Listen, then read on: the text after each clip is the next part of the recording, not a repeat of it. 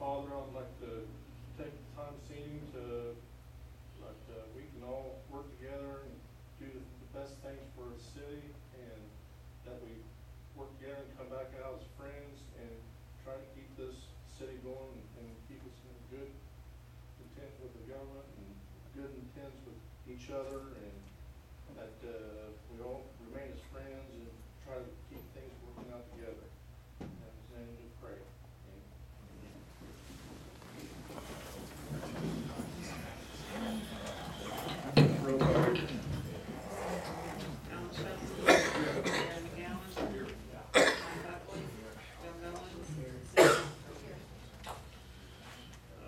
Minutes of this meeting, any discussion on the minutes?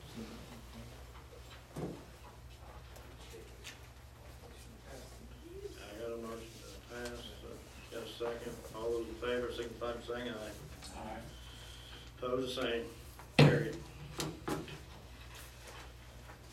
Mayor's report, two things real quick. Kevin Green's here, and he got someone he'd like to introduce to everybody, so Kevin, you can come up this time. Thank you. I'll just do it from here, but. Okay, that's fine. I brought with me Melissa Conrad, who's gonna do some freelance writing for us, and, at least for the foreseeable future, is going to be the city council beat reporter. She lives down in the Melroy area and has, some family in that neighborhood. I've already kind of given her the skinny on all you guys, so. She knows who you are, so, I just, thought I'd introduce her so you know who she is. Nice to meet all of you. Thank you. Thanks, Kevin. Thank you. Brad Buning's here, he needs to leave in a little bit, so I'm gonna ask him to come up and give an ECDC report. Thank you, Mayor.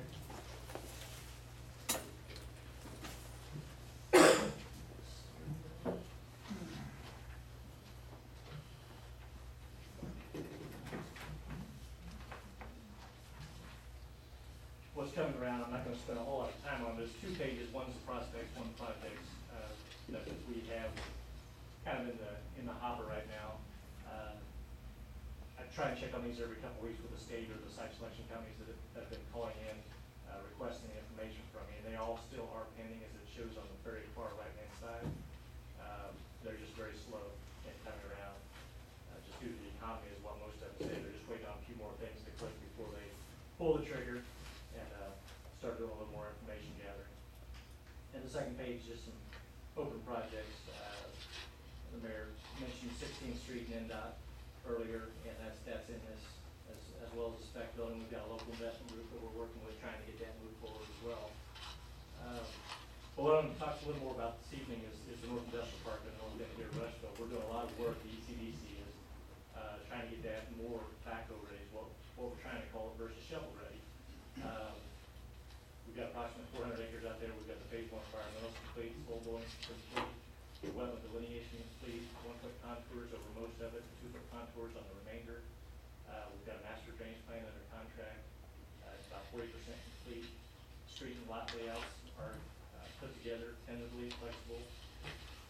We're working with NDOT right now to try and get a driveway, a main entryway into the park, industrial park off of State Road 3. That entails the traffic impact study. The mayor went with me to Greenfield to find out what we need to do. Right now, I've got bids out. There's 3 of them. I've got 2 in, one supposed to be in the next day or 2. Once we get all 3, I'll review them all, decide which one is going to be anywhere from $20,000 to $30,000. It looks like right now for the traffic impact study.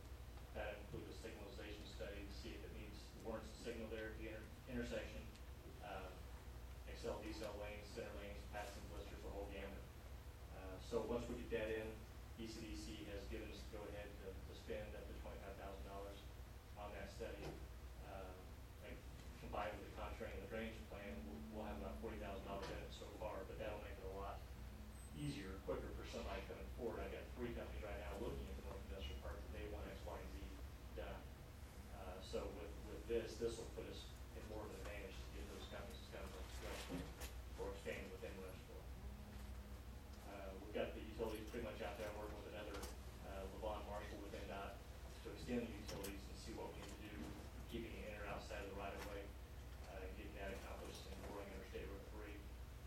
We've got a fiber extension coming up. They say the fiber is the next interstate, or is the interstate of today. So even though we don't have I-74, I-70 running through our county, we have fiber, and that's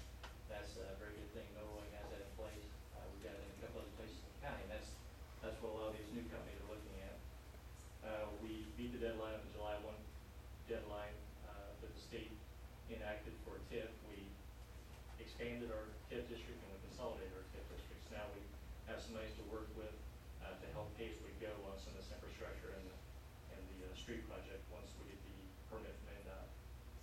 And I'm hoping we'll still be tax abatement friendly once the time comes, but I know that's on a case-by-case situation as we bring it to council. Some other initiatives we're working on, as you can see, we've got 9 open projects here. We've got 5 other ag initiatives that are open and pending right now. I can't really say too much about that tonight, but they have been in the works for quite a while, and some of these are long-term, and one in particular involves 3 large companies coming together on the same piece of ground. So a lot of hoops to go through. One's overseas. There's actually 2 overseas coming, looking at this area, and the others from western United States. So there's travel time. There's a lot of due diligence for these 2 foreign ventures and the western states to come together. So exciting things should be here by the end of the year, I'm hoping. There's a lot of activity with requests for information. I went down to Atlanta, Georgia, and South Carolina, met with 5 site selection companies, and had some good dialogue with them. We, I guess, spent a little over an hour with each one of them, and these are pretty prominent in the southeast states.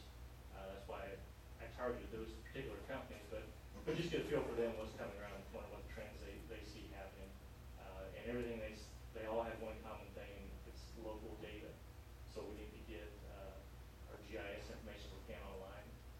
We just finished up today. I got the report back from Pathfinders, a Texas firm that does an under and unemployment study and a wage and benefit study. That's for the year 2008, and we're going to keep that up on a yearly basis as a $24,000 study.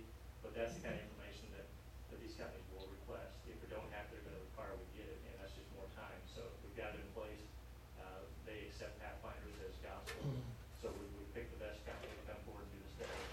Another company that's nationwide or worldwide renowned is Angelo Economics out of Austin, Texas. Sorry. They do data centers, and that's the big, they may only have 45, 50 jobs, but they're 6 figures plus. So we've done a reverse RFI with them to see, I submitted 3 sites under contract, and they're going to review all those. They've had it for about a month. They're going to come the first week of September and visit one of those sites, hopefully, for pay, and then tell us how we can make it better, or how we can make some of the other ones that didn't make it up to the next level. We feel like we've got with fiber and some of the other things in place with our community. They don't, these data centers don't like to be near airports, near interstates because of noise, vibration, interference. So we kind of got a leg up being in a rural community.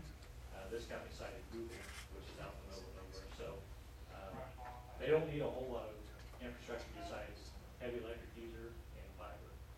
And I think we can accomplish that. Indiana has a pretty fairly cheap rate of electricity. We get down about 4.5 cents a kilowatt, I think, for that kind of use.